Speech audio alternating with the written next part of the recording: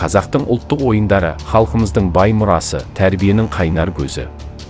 Ата-бабамыз бұл ойындар арқылы балаларды шапшаңдыққа, ептілікке, батылдыққа және ұйымшылдыққа баулыған.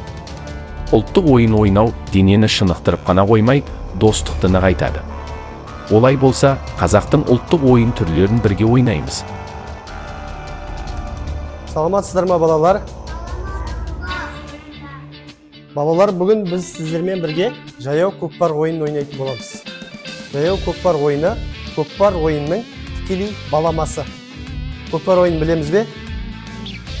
Көкпар ойынын білсек, дәл солай ортада бізде серкенің орнына ойыншық тұрады, және екі жақта қазандық болады. Және біз қазір екі топқа бөлінеміз. Екі топқа бөлінгеннен кейін мен ышқырық салғанда ойын басталады. Келіп ең бірінші болып ойыншықты алу керекпіз. Содан кейін бір-бірімізге лақтыру арқылы, футбол тілімен айтқанда пас арқылы ойнайтын боламыз.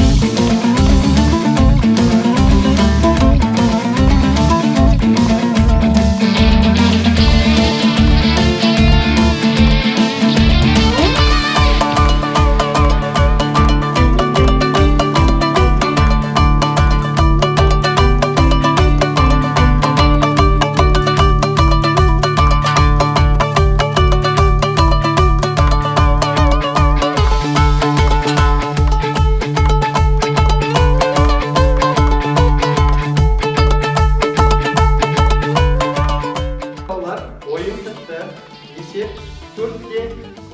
Мадиярдың тобы жеңіске жетті. Бұл бізде болған қандай ойын? Жаяу көкпар ойыны ұнады ма? Жаңа көкпар бұл көшпенділер рухы мен кәсіби спорт элементтерін ұштастырған дәстүрлі ат спорт ойынының заманауи түрі.